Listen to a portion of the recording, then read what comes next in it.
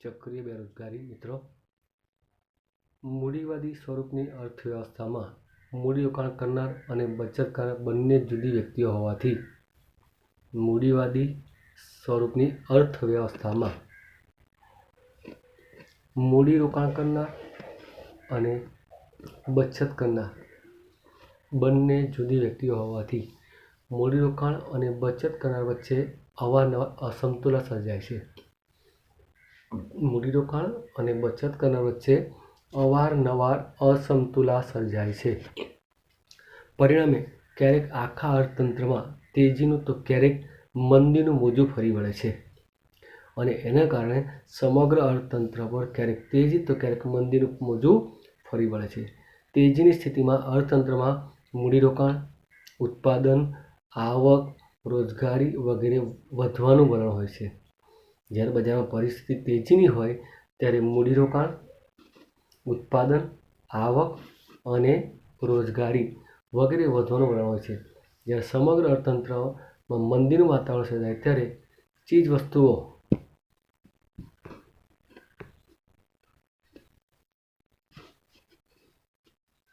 અને સેવાની માંગમાં ઘટાડો થાય છે. જ્યારે મંદી હોય ત્યારે ચીજવસ્તુઓ અને સેવાની માંગમાં શું થાય છે? ઘટાડો થાય છે. પરિણામે અસરકારક માંગના અભાવને કારણે ઉદ્યોગોએ ઉત્પાદન ઘટાડવું પડે છે. માંગ ઘટે તો એના કારણે ઉદ્યોગોએ ઉત્પાદન પણ ઘટાડવું પડે છે અથવા ઉત્પાદન એકમો બંધ કરવા પડે, જરૂર પડે તો એકમો બંધ પણ કરવા પડે છે અને ઘણા બધા શ્રમિકોને કામ પરથી છૂટા કરવામાં આવે છે. આમ અહીં મંદી બેરોજગારીનું કારણ બને છે. તેથી આ બેરોજગારીને ચક્રીય બેરોજગારી અથવા તો મંદીજન્ય બેરોજગારી પણ કે વ્યાપાર ચક્રીય બેરોજગારી પણ કહેવામાં આવે છે. બરાબર ને? ચક્રીય બેરોજગારીનું બીજું કારણ શું છે? બીજું નામ તો મંદીજન્ય બેરોજગારી અથવા તો વ્યાપાર ચક્રીય બેરોજગારી પણ કહેવામાં આવે છે. ઈસવીસન 1929-30માં અમેરિકામાં આવેલ મહામંદીની અસર વિશ્વના બધા દેશોમાં જોવા મળી હતી. 1929-30માં અમેરિકાનું જે શેર બજાર હતું વોલ સ્ટ્રીટ અને એ તૂટી ગયું મંદીને કારણે. એના કારણે સમગ્ર વિશ્વમાં તેની અસર જોવા મળી હતી અને એટલા માટે એને વોલ સ્ટ્રીટ મહામંદી પણ કહેવામાં આવે છે.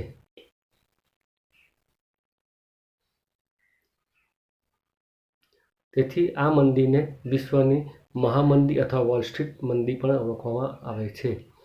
વર્તમાન સમયમાં પણ ક્યારેક અમેરિકા, ઇંગ્લેન્ડ જેવા વિકસિત દેશોમાં આવી બેરોજગારી સર્જાય છે. હાલમાં બી અમેરિકા અને ઇંગ્લેન્ડ જેવા સમૃદ્ધ દેશોમાં પણ આ પ્રકારની બેરોજગારી સર્જાય છે. ભારતમાં પણ મૂડીવાદી સ્વરૂપના બજારનું તંત્રનું અસ્તિત્વ હોવાથી અવારનવાર આવી ચક્રીય બેરોજગારી ઉદ્ભવતી જોવા મળે છે. ભારતમાં પણ મૂડીવાદી સ્વરૂપના બજાર તંત્રનું અસ્તિત્વ હોવાથી અવારનવાર આવી ચક્રીય બેરોજગારી ઉદ્ભવતી જોવા મળે છે. જેમ કે ભારતમાં હીરા ઉદ્યોગ ક્ષેત્રે ક્યારેક આવા સ્વરૂપની બેરોજગારી જોવા મળે છે. ખાસ કરીને હીરા ઉદ્યોગની વાત કરીએ ત્યાં આગળ આ પ્રકારની બેરોજગારી જોવા મળે છે. ચક્રીય બેરોજગારીની સમસ્યા હલ કરવા માટે રાજ્યએ ઉત્પાદકીય કે વિકાસલક્ષી કાર્યોમાં મૂડીરોકાણ કરીને વધુને વધુ લોકોને રોજગારી પૂરી પાડીને ચક્રીય બેરોજગારીની સમસ્યા હલ કરવા માટે રાજ્યએ ઉત્પાદકીય કે વિકાસલક્ષી કાર્યોમાં રોકાણ કરીને વધુને વધુ લોકોને રોજગારી પૂરી પાડીને તેમની આવકમાં વધારો થાય તેવા પ્રયાસ કરવામાં આવે છે. જેથી લોકોની આવક વધતા અસરકારક માંગમાં વધારો થશે અને ઉત્પાદન વધશે. ઉત્પાદન વધતા માંગ વધશે. પરિણામે ચક્રીય બેરોજગારીની સમસ્યા હળવી થશે.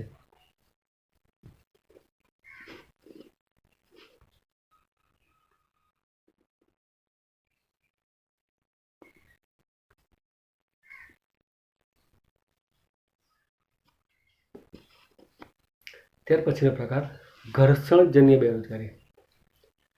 જ્યારે ઉત્પાદન પદ્ધતિમાં ચીજવસ્તુની માંગમાં કે ચીજવસ્તુના ઉત્પાદનમાં ફેરફાર થવાથી. જ્યારે ઉત્પાદન પદ્ધતિમાં ચીજવસ્તુની માંગ અને ચીજવસ્તુના ઉત્પાદનમાં ફેરફાર થવાથી કે શોધખોળ અને નવી ટેકનોલોજીને કારણે બજારમાં નવી વસ્તુ પ્રવેશવાથી જો બેરોજગારી સર્જાય તો આવી બેરોજગારીને ઘર્ષણજન્ય બેરોજગારી કહેવામાં આવે છે. જ્યારે ઉત્પાદન પદ્ધતિમાં ચીજવસ્તુની માંગમાં કે ચીજવસ્તુના ઉત્પાદનમાં ફેરફાર થવાથી કે શોધખોળ કે નવી ટેકનોલોજીને કારણે બજારમાં નવી વસ્તુ પ્રવેશવાથી જો બેરોજગારી સર્જાય તો આવી બેરોજગારીને ઘર્ષણજન્ય બેરોજગારી તરીકે ઓળખવામાં આવે છે. વિકસિત દેશોમાં જૂની ઉત્પાદન પદ્ધતિના સ્થાને નવી ઉત્પાદન પદ્ધતિ આવતા જૂની ઉત્પાદન પદ્ધતિવાળા એકમોને આર્થિક રીતે નુકસાન જતાં કેટલાક એકમો બંધ પડે છે. જ્યાં વિકસિત દેશો છે ત્યાં જૂની ઉત્પાદન પદ્ધતિને સ્થાને નવી ઉત્પાદન પદ્ધતિ આવતા જૂની ઉત્પાદન પદ્ધતિવાળા એકમોને આર્થિક રીતે નુકસાન જાય છે જતાં કેટલાક એકમો બંધ પડે છે. પરિણામે તેમાં રોકાયેલી શ્રમિકોને નવી ઉત્પાદન પદ્ધતિને અનુરૂપ કાર્ય ના શીખે ત્યાં સુધી તેમને બેરોજગારી રહેવું પડે છે. નવી પદ્ધતિ મુજબ કાર્ય શીખીને ફરીથી શ્રમિકો રોજગારી મેળવી લે છે. એટલે કે આ સ્વરૂપની બેરોજગારી ટૂંકા ગાળા માટેની હોય છે. બરાબર. દાખલા તરીકે સાદા મોબાઈલ ફોનના સ્થાને સ્માર્ટ મોબાઈલ ફોન આવતા સાદા મોબાઈલ ફોનના ઉત્પાદન, વેચાણ અને સર્વિસ ક્ષેત્રે કામ કરતા શ્રમિકોને રોજગારી મળતી બંધ થતાં તેઓ બેરોજગાર બને છે.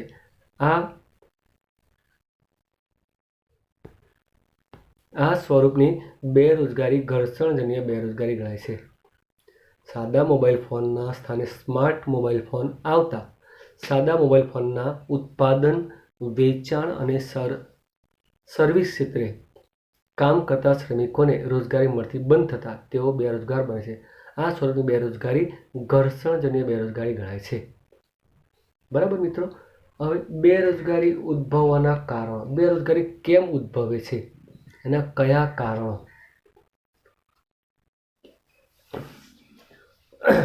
ભારતમાં બેરોજગારીના પ્રમાણની માહિતી આયોજન પંચ. ભારતમાં જે બેરોજગાર લોકો છે એની માહિતી કોણ આપે છે? તો કે આયોજન પંચ. Central Statistic Organisation CSO. Short question પૂછાય. CSO નું પૂરું નામ લખો. Central Statistic Organisation. National Sample Survey NSS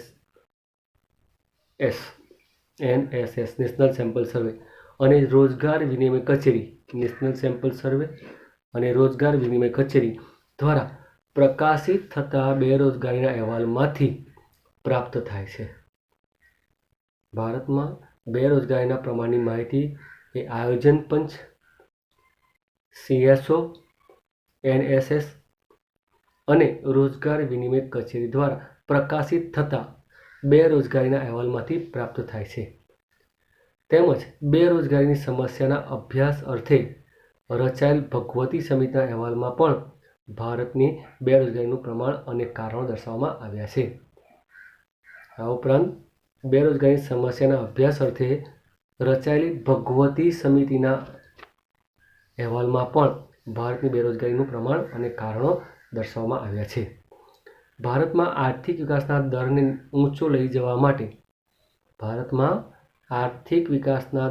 ઊંચો લઈ જવા માટે અને બેરોજગારીની સમસ્યાના ઉકેલ માટે ઈસવીસન 1951થી આયોજનબદ્ધ પગલાં ભરવામાં આવ્યા હોવા છતાં બેરોજગારીની સમસ્યા વધારે ને વધારે તીવ્ર બનતી ગઈ છે. સરકારે આયોજન પંચે વિવિધ આયોજન દ્વારા બેરોજગારી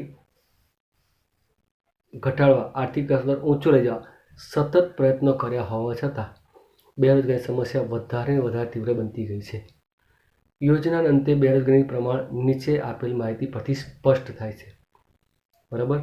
નીચે જે બધી યોજનાઓ પડી એના પરથી ખબર પડે કે કેટલી બેરોજગારી વધી છે. ભારતમાં પ્રથમ પંચવર્ષીય યોજનાના અંતે માત્ર 53 લાખ લોકો બેરોજગાર હતા, જ્યારે 5મી પંચવર્ષીય યોજનાને અંતે 340 લાખ લોકો અને 9મી પંચવર્ષીય યોજનાના અંતે 348.5 લાખ લોકો બેરોજગાર હતા. ઉપરોક્ત બેરોજગારીની માહિતી પરથી તારણ કાઢી શકાય કે ભારતમાં વ્યાપક પ્રમાણમાં બેરોજગારી જોવા મળે છે.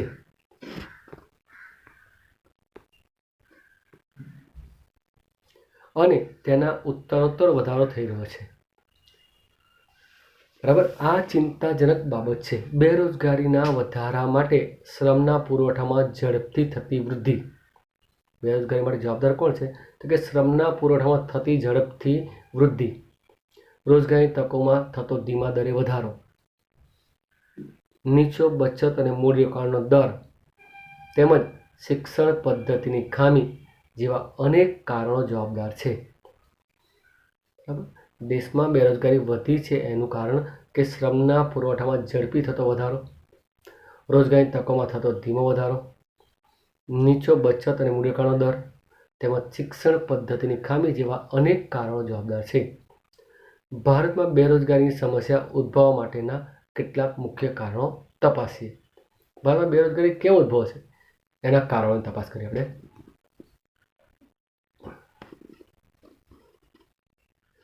પહેલું કારણ, વસ્તી વૃદ્ધિનો ઊંચો દર. ભારતમાં વસ્તીનું કદ અને વસ્તી વૃદ્ધિના દર ઊંચો પ્રમાણ જોવા મળે છે. ભારતના વસ્તીની કદની વાત કરીએ કે વસ્તી વૃદ્ધિના દરની વાત કરીએ, બંનેનું પ્રમાણ ઊંચું જોવા મળે છે. ભારતમાં વસ્તી વૃદ્ધિનો દર ઊંચો રહેવાથી દેશની કુલ વસ્તીમાં પણ ખૂબ મોટા પ્રમાણમાં વધારો થાય છે. ભારતનો વસ્તી વૃદ્ધિનો દર ખૂબ ઊંચો રહેવાથી ભારતની વસ્તીમાં ખૂબ મોટા પ્રમાણમાં વધારો થયો છે. તેથી શ્રમના પુરવઠામાં પણ ઝડપી વધારો થાય છે અને શ્રમ બજારમાં રોજગારીની શોધમાં પ્રવેશતા નવા શ્રમિકોનું પ્રમાણ સતત ઉત્તરોત્તર વધતું ગયું છે. ભારતમાં વસ્તી વૃદ્ધિનો ઊંચો દર રહેવાથી દેશની કુલ વસ્તીમાં ખૂબ જ મોટા પ્રમાણમાં વધારો થયો છે. તેથી શ્રમના પુરવઠામાં પણ ઝડપથી વધારો થાય છે અને શ્રમના બજારમાં રોજગારીની શોધમાં પ્રવેશતા નવા શ્રમિકોનું પ્રમાણ ઉત્તરોત્તર વધતું ગયું છે. પરંતુ તેની સામે રોજગારીની તકો ધીમા દરે વધારો થતો હોવાથી કરોડો જેટલી વસ્તી વધે છે તકો ધીમા દરે વધારો થતો હોવાથી બેરોજગારીની અને અર્ધ બેરોજગારીની સમસ્યા વધતી જાય છે અને એના કારણે બેરોજગારી અને અર્ધ બેરોજગારીની સમસ્યા સતત વધતી જાય છે. એક અંદાજ મુજબ ભારતમાં પ્રતિ વર્ષ 1.70 કરોડ એટલે કે 170 લાખ લોકો જેટલી વસ્તી દર વર્ષે વધે છે. આમ ઊંચા દરે વધતી વસ્તીની સામે દેશમાં રોજગારી આપવાના સાધનો અપૂરતા હોય ત્યારે ઊંચા દરે વધતી વસ્તીની સામે દેશમાં રોજગારી આપવાના સાધનો અપૂરતો હોય ત્યારે બેરોજગારીમાં વધારો થાય તે સ્વાભાવિક છે. દેશમાં રોજગાર વૃદ્ધિ દર વસ્તી વૃદ્ધિ દરના કરતાં ખૂબ જ નીચો હોવાથી રોજગાર વૃદ્ધિ દર એ વસ્તી વૃદ્ધિ દરના કરતાં ખૂબ જ નીચો હોવાથી બેરોજગારીની સમસ્યા સર્જાય છે અને તે વધતી જાય છે. બરાબર, પહેલું વસ્તી વૃદ્ધિનો ઊંચો દર. બીજું કારણ,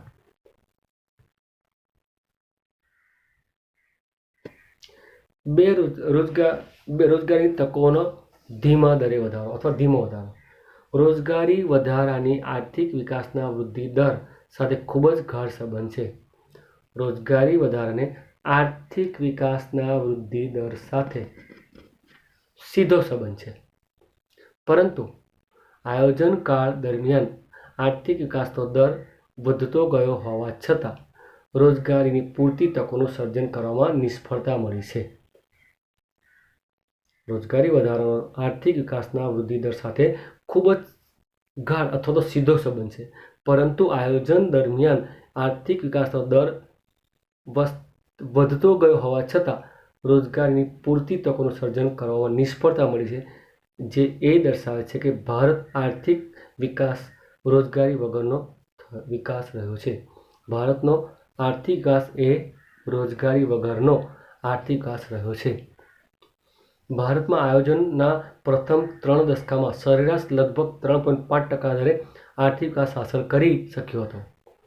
ભારતને આઝાદી મળી ત્યાં સુધીમાં 3 દશકામાં 3.5% દરે આર્થિક વિકાસ હાંસલ કરી શક્યો હતો, જે દર વધીને 10મી યોજનામાં 7.6% અને 11મી યોજનામાં 7.8% થયો હોવા છતાં યોજનાના અંતે બેરોજગારની સંખ્યા વધતી ગઈ છે. 3 દશકા પછી 3.5 આર્થિક વિકાસ થયો હતો. 10મી પંચવર્ષીય યોજનામાં 7.6, 11મી પંચવર્ષીય યોજનામાં 7.8% થયો, છતાં યોજનાના અંતે બેરોજગારીની સંખ્યા વધતી ગઈ છે. આયોજનબદ્ધ આર્થિક વિકાસના પગલાં ભરવા છતાં પણ નવા અને જૂના રોજગારી ઇચ્છુકો માટે રોજગારની પૂરતી તકો ઊભી કરી શકાતી નથી.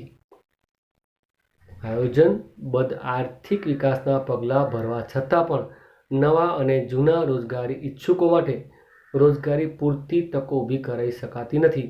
ખેતી ક્ષેત્રે હરિયાળી ક્રાંતિ અમુક વિસ્તાર પૂરતી જ મર્યાદિત રહી છે અને કૃષિ સિવાયના અન્ય ક્ષેત્રોના પણ પ્રમાણમાં ઓછો વિકાસ થયો હોવાથી શ્રમના પુરવઠાના વધારાને અનુરૂપ રોજગારીની નવી તકોનું સર્જન કરવામાં સફળતા મળી નથી, જે બેરોજગારીમાં વધારો થાય છે, જેના કારણે બેરોજગારી વધે છે. ત્રીજો મુદ્દો, બચત અને મૂડીરોકાણનો નીચો દર. ભારતમાં આયોજન સમયમાં રાષ્ટ્રીય આવકમાં વધારો થયો છે, પણ સાથે સાથે વસ્તી વૃદ્ધિનો દરમાં પણ ઊંચો જોવા મળ્યો છે. રાષ્ટ્રીય આવક તો વધી છે, સામે વસ્તી પણ વધી છે. પરિણામ સ્વરૂપે માથાદીઠ આવકમાં રાષ્ટ્રીય આવકના પ્રમાણમાં નીચા દરે વધારો થાય છે. નીચી માથાદીઠ આવક અને બોજારૂપ વસ્તીના નિભાવ પાછળ થતા ખર્ચને કારણે નીચી માથાદીઠ આવક અને બોજારૂપ વસ્તીના નિભાવ પાછળ થતા ખર્ચને કારણે બચત અને મૂડીરોકાણનો દર નીચો રહે છે. મૂડીરોકાણનો દર નીચો હોવાથી ઉદ્યોગ ક્ષેત્રે, ખેતી ક્ષેત્રે કે અન્ય ક્ષેત્રોમાં પૂરતા પ્રમાણમાં નવી રોજગારીની તકો ઊભી કરી શકાતી ન હોવાથી બેરોજગારીની સમસ્યામાં વધારો થાય છે. બચત અને મૂડીરોકાણ નીચો દર. ચોથો મુદ્દો, મૂડી પ્રધાન ઉત્પાદન પદ્ધતિ. ભારતમાં મૂડીની અછત અને શ્રમની છત છે. બરાબર, આપણી જોડે શ્રમ બહુ છે, મૂડી નથી. આ પરિસ્થિતિમાં બેરોજગારીની સમસ્યા હળવી કરવા શ્રમ પ્રધાન ઉત્પાદન પદ્ધતિ અપનાવવી વધારે અનુકૂળ ગણાય, પરંતુ ભારતમાં ખાસ કરીને બીજી પંચવર્ષીય યોજનાથી મોટા અને પાયાના ઉદ્યોગોના વિકાસની નીતિ અપનાવી છે. ભારતમાં મૂડીની અછત છે અને શ્રમની છત છે. આ પરિસ્થિતિમાં બેરોજગારીની સમસ્યા હલ કરવા માટે શ્રમ પ્રધાન ઉત્પાદન પદ્ધતિ, એટલે કે જેમાં માણસો વધારે કામ કરે, મૂડીરોકાણ ઓછું કરવું પડે એવી પદ્ધતિ, શ્રમ પ્રધાન ઉત્પાદન પદ્ધતિ અપનાવી વધારે અનુકૂળ ગણાય, પરંતુ ભારતમાં બીજી પંચવર્ષીય યોજનાથી મોટા અને પાયાના ઉદ્યોગોના વિકાસની નીતિ અપનાવી છે. પંચવર્ષીય યોજનામાં પણ મૂડી પ્રધાન ઉત્પાદન પદ્ધતિના પ્રમાણમાં શ્રમ પ્રધાન ઉત્પાદન પદ્ધતિ ઓછું મહત્વ આપ્યું છે. આયોજન પંચે મૂડી પ્રધાન ઉત્પાદન પદ્ધતિની સરખામણીમાં શ્રમ પ્રધાન ઉત્પાદન પદ્ધતિને ઓછું મહત્વ આપ્યું છે. ખેતી અને ઉદ્યોગ ક્ષેત્રમાં વધુને વધુ યાંત્રિકરણ અપનાવવામાં આવ્યું છે, જે બેરોજગારીમાં ધીમા દરે વધારો કરે છે. ઉદ્યોગ ક્ષેત્રે પણ ઉત્પાદકતા વધારવા માટે તેમજ સંગઠિત મજૂર મંડળ સામે એક પ્રકારનું રક્ષણ મેળવવા. ઉદ્યોગો ક્ષેત્રે પણ ઉત્પાદકતા વધારવા માટે તેમજ સંગઠિત મજૂર મંડળો સામે એક પ્રકારનું રક્ષણ મેળવવા શ્રમનો બચાવ કરે તેવી ઉત્પાદન પદ્ધતિ અપનાવવાનું પણ વલણ અપનાવે છે. આ ઉપરાંત રેલવે, સિંચાઈ, રસ્તા, બાંધકામ તેમજ રાજ્યના અન્ય જાહેર ક્ષેત્રોમાં પણ મૂડીપ્રધાન ઉત્પાદન પદ્ધતિનો ઉપયોગ વધતો જાય છે. પરિણામે બેરોજગારીની સમસ્યા તીવ્ર બનતી ગઈ છે. તેથી જ બેરોજગારીની અભ્યાસ માટે રચાયેલ વેંકટરામન સમિતિ અને ભગવતી સમિતિએ પણ ભારતના વધારે પડતા યાંત્રિકરણનો વિરોધ કર્યો હતો. યાંત્રિકરણ કરવામાં આવે તો મોટાભાગનું કામ યંત્રો કરે, જેના કારણે આપણા દેશમાં શ્રમની છત છે, તો એ લોકોને કામ ન મળે, બેરોજગારી વધે. પાંચમું કારણ, વ્યવસાયિક શિક્ષણનું નીચું પ્રમાણ. ભારતમાં શિક્ષિતોની વધતી જતી બેરોજગારીનું એક મહત્વનું કારણ ખામીયુક્ત શિક્ષણ પદ્ધતિ. આપણા દેશમાં જે શિક્ષિત બેરોજગાર વધી રહે છે એનું એક કારણ છે આપણી ખામીયુક્ત શિક્ષણ પદ્ધતિ. દેશમાં દરેક ક્ષેત્રે બદલાતી જતી કાર્ય પદ્ધતિને અનુરૂપ કામ કરી શકે તેવા શ્રમિકો તૈયાર કરવા આજની શિક્ષણ પ્રણાલી પૂરતી સફળ થઈ નથી. બરાબર. દેશમાં દરેક ક્ષેત્રે બદલાતી જતી કાર્ય પદ્ધતિ અનુરૂપ કામ કરી શકે તેવા શ્રમિકો તૈયાર કરવામાં આજની શિક્ષણ પ્રણાલી પૂરતી સફળ થઈ નથી. આર્થિક વિકાસના દરને ઊંચો લઈ જવાના હેતુથી ઉદ્યોગ ક્ષેત્ર, ખેતી ક્ષેત્ર તેમજ અન્ય ક્ષેત્રોમાં જે નવી ટેકનોલોજી અને યાંત્રિકરણ અપનાવવામાં આવ્યું છે તેના કારણે આ પદ્ધતિને અનુરૂપ કેળવાયેલ ટેકનોલોજીકલ જ્ઞાન ધરાવતા શ્રમિકોની જરૂર પડે છે.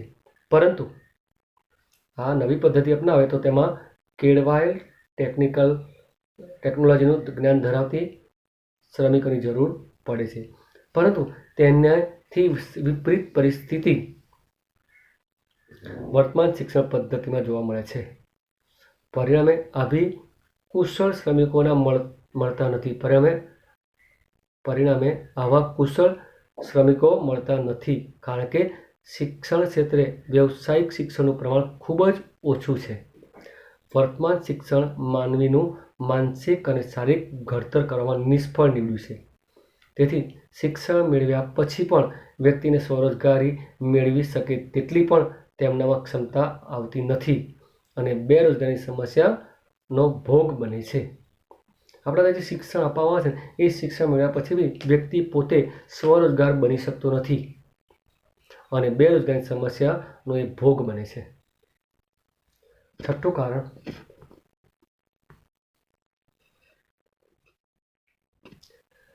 માનવ શક્તિના આયોજનનો અભાવ. ભારતમાં આયોજન કાળ દરમિયાન માનવ શક્તિનું યોગ્ય આયોજન થયું નથી. દેશમાં વર્તમાન સમયે જે પ્રકારના શ્રમની માંગ થાય છે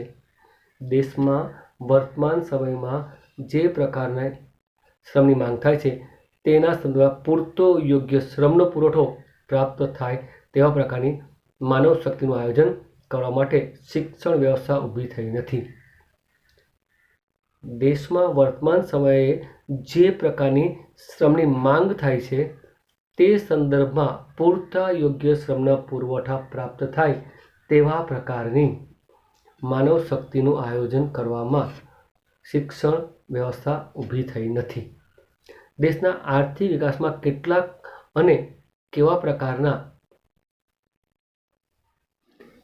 માનવ શ્રમની જરૂર ઊભી થશે તે અંગેના ચોક્કસ અંદાજો કર્યા વગર શિક્ષણનો વ્યાપ વધારવામાં આવી રહ્યો છે. દેશમાં આર્થિક વિકાસના કેટલા અને કેવા પ્રકારના માનવ શ્રમની જરૂર પડશે અથવા ઊભી થશે તે અંગેના ચોક્કસ અંદાજો કર્યા વગર શિક્ષણનો વ્યાપ વધારવામાં આવી રહ્યો છે. પરિણામે પ્રતિ વર્ષે લાખો શિક્ષિત યુવાનો ડિગ્રી મેળવે છે, જેની પાસે વર્તમાન આર્થિક વિકાસને અનુરૂપ જ્ઞાન, તાલીમ કે શિક્ષણ ન હોવાથી શિક્ષિત હોવા છતાં બેરોજગારનો ભોગ બને છે. આ માનવ શક્તિના આયોજનની ખામીનું સીધું પરિણામ છે. કેટલાક સંજોગોમાં રોજગારી કે વિકાસની અપૂરતી તકોને કારણે ઊંચી લાયકાત ધરાવતા ડોક્ટરો અને એન્જિનિયરો દેશમાં યોગ્ય કામ ન મળતા વિદેશમાં જાય છે, જે બ્રિટિશ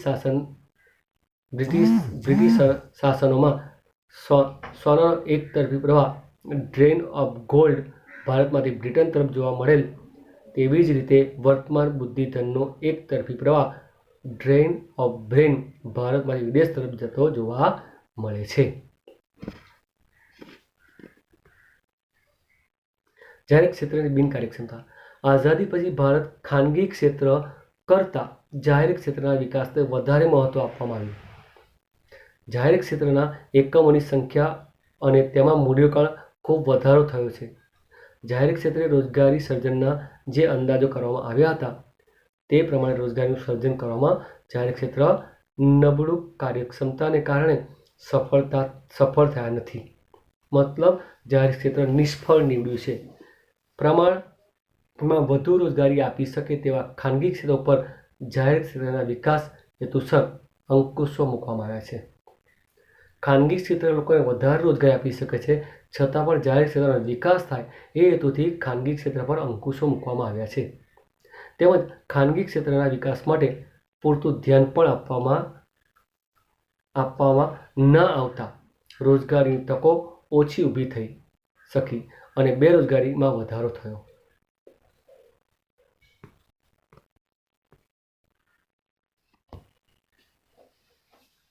પછીનો મુદ્દો, ભારત કૃષિ પ્રધાન દેશ છે. કૃષિના વિકાસની અવગણના. ભારત કૃષિ પ્રધાન દેશ છે અને ભારતની મોટા ભાગની વસ્તી ગામડામાં વસે છે.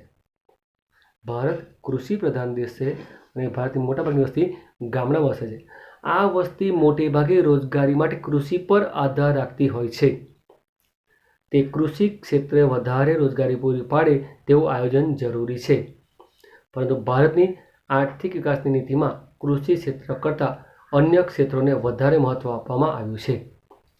પરિણામ સ્વરૂપે કૃષિ ક્ષેત્રના વિકાસને ઓછું મહત્વ આપતા કૃષિ ક્ષેત્રનો યોગ્ય વિકાસ થઈ શક્યો નથી અને તેના કારણે તેમાં રોકાયેલ શ્રમિકોને પૂરા સમયની રોજગારી મળી શકે તેવું નક્કર આયોજન થઈ શક્યું નથી. કૃષિ ક્ષેત્રે આવેલ હરિયાળી ક્રાંતિનો લાભ પણ દેશમાં પંજાબ, હરિયાણા જેવા અમુક રાજ્યોને જ થયો છે. તેથી કૃષિ ક્ષેત્રે સાર્વત્રિક રોજગારીની તકોમાં વધારો ના થઈ શક્યો. વધતી વસ્તીનું કૃષિ ક્ષેત્ર પર ભારણ, અપૂરતી સિંચાઈની સગવડ. વધતી વસ્તીનું કૃષિ ક્ષેત્ર પરનું ભારણ, અપૂરતી સિંચાઈની સગવડ, કૃષિ ધારાની અપૂરતી સગવડો, વરસાદની અનિશ્ચિતતા તેમજ કૃષિ ક્ષેત્રે અન્ય જોખમોને કારણે ભારતમાં કૃષિનો વિકાસ પૂરતો થયો નથી. તેમજ ગ્રામ્ય વિસ્તારમાં બિન કૃષિ ક્ષેત્રોના પર અપૂરતો વિકાસ થયો છે. તેથી ખાસ કરીને કૃષિ પર આધારિત ગ્રામીણ શ્રમિકોમાં મોસમી બેરોજગારી અને પ્રચ્છન્ન બેરોજગારી વ્યાપક પ્રમાણમાં જોવા મળે છે. ગ્રામીણ ક્ષેત્રમાં મોસમી અને પ્રચ્છન્ન બેરોજગારીનું પ્રમાણ વધુ જોવા મળે છે.